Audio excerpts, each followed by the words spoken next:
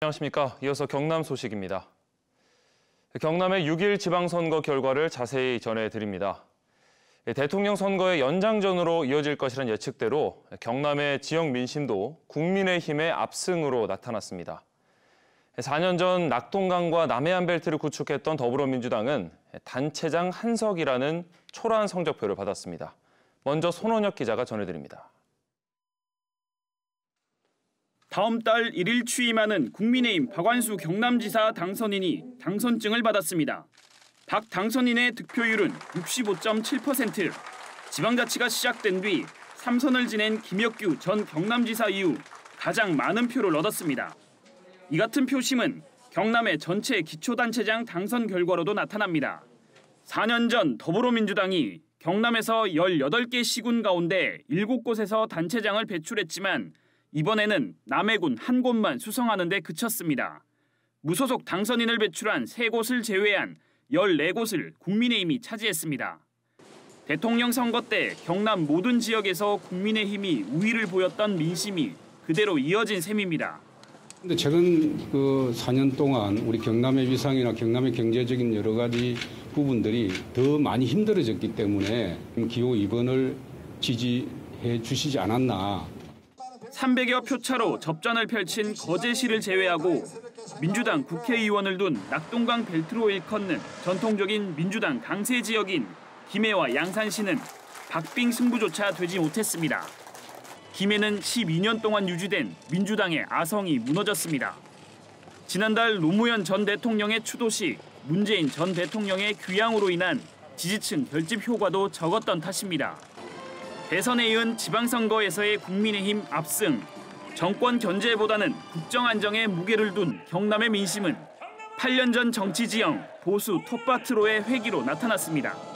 KBS 뉴스 손원혁입니다. 경남 도교육감 선거에서는 박종훈 후보가 어제 새벽까지 가는 접전 끝에 어렵게 당선됐습니다.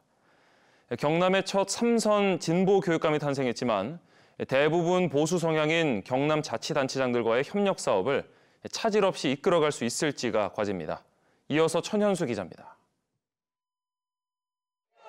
개표 시작 이튿날 새벽까지 3, 4천 표를 뒤지던 박종훈 후보가 막판 역전으로 3선에 성공했습니다.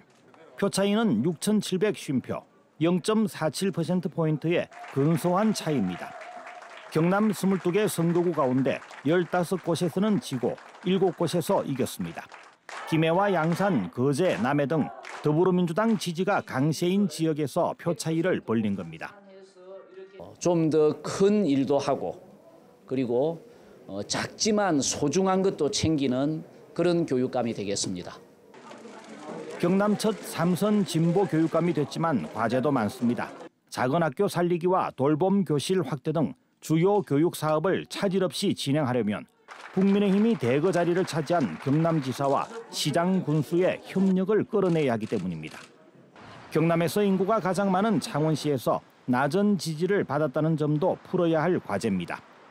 앞서 재임 기간 스마트 단말기 보급 논란과 부실한 농산물 꾸러미 배송 등 투표로 나타난 유권자들의 비판도 되돌아봐야 할 점입니다. 박종훈 교육감은 수도권과 지방의 교육 격차를 해소하는 데 주력하기로 했습니다.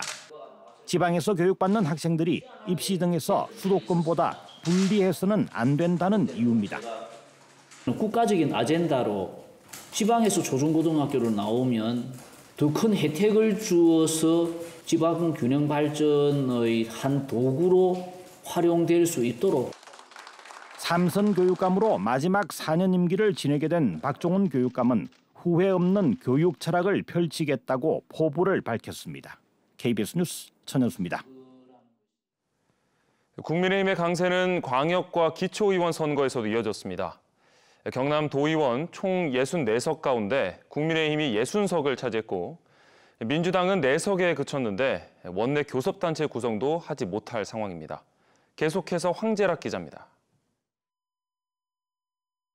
지역구와 비례대표를 포함해 모두 64석의 당선인이 결정된 경상남도 의회. 이 가운데 국민의힘은 지역구 56명과 비례대표 4명으로 60석을 차지하게 됐습니다. 전체 의석수 93%가 넘는 절대 다수당으로 돌아온 겁니다. 민선 7기 경남도의회 58석 가운데 34석을 차지해 다수당이 되었던 더불어민주당은 이번에 김해와 남해 각 한 곳과 비례대표 2석을 얻는 데 그쳤습니다. 불과 4년 만에 다수당에서 교섭단체 구성도 불가능해진 것입니다.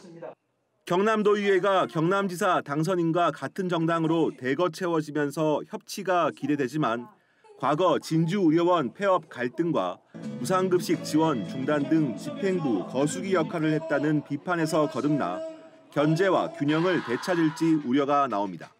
이번 선거에서 4석을 확보한 민주당이 의회에서 할 수 있는 것은 거의 없고요. 국민의힘이 협치의 자세를 갖지 않는다면 지방정부가 일방통행식 도정을 추진할 가능성을 배제할 수 없습니다. 기초의원 선거에서도 국민의힘 절대 강세가 이어졌습니다. 국민의힘은 민주당이 다수당을 차지했던 김해와 양산시 의회를 포함해 경남 18곳 모든 시군 의회에서 다시 다수당을 차지했습니다. 민주당은 창원시 의회 18명, 거제시 의회 8명 등 의령을 제외한 17개 시군에서 기초의원을 배출했지만 4년 전 돌풍을 재현하는 데 실패했습니다. 한편 정의당과 진보당 등 경남의 군소정당은 3, 4인 선거구가 일부 늘어났지만 당선인을 단 한 명도 내지 못했습니다. KBS 뉴스 황진학입니다. 오늘 날씨에서 기억해 주셔야 할 것은 2가지입니다. 불조심, 더위조심인데요. 현재도 산불 진화 작업 중인 밀양을 비롯해서 경남 곳곳으로는 닷새째 건조주의보가 발령 중입니다.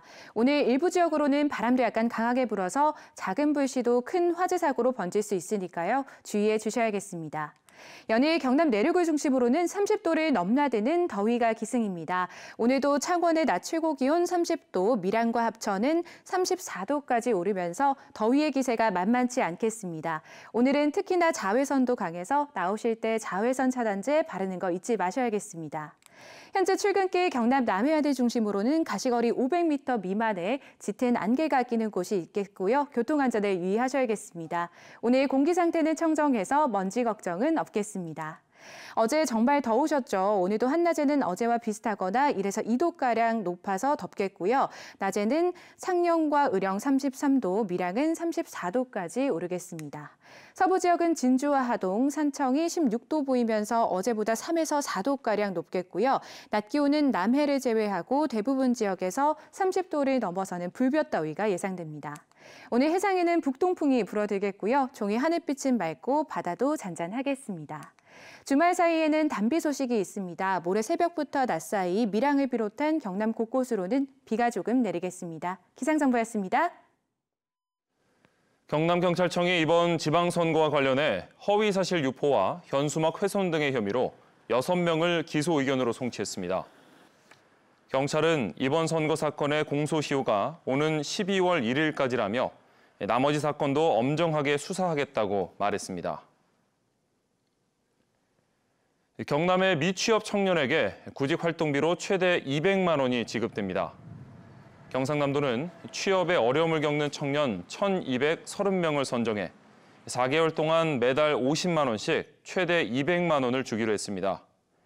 이번에 신청하지 못한 미취업 청년은 다음 달 2차 모집에 지원할 수 있습니다. 거창 한국승강기대학교가 오는 8일 승강기 업계만을 초청하는 취업 박람회를 처음으로 엽니다. 이번 박람회에는 승강기 제조와 보수 설치 업체 33곳이 참여해 구직자들을 상대로 상담과 채용 설명을 진행할 예정입니다. 창원시의 마산 문신미술관은 문신 탄생 100주년을 기념해 미술관 안에 문신의 정원을 조성했습니다. 문신미술관은 이달부터 오는 12월까지 미술관을 무료로 개방하면서 문신의 정원과 문신 선생의 묘소도 일반인에게 선보입니다. 통영시는 오는 11월까지 문화 소외 지역인 도서 지역이나 도심 외곽의 유치원과 초중학교 학생들을 대상으로 찾아가는 문화재 학교 수업을 진행합니다. 이 수업은 항일운동을 펼친 통영 청년들의 이야기와 이순신 장군의 일화 등에 대해 가르칩니다. 진주시가 2천만 원을 들여 선거용 폐현수막을 재활용합니다. 폐현수막은 진주 지역 자활센터에서 세척과 수선 등의 과정을 거쳐 재활용될 예정입니다. 지금까지 경남 소식 전해드렸습니다.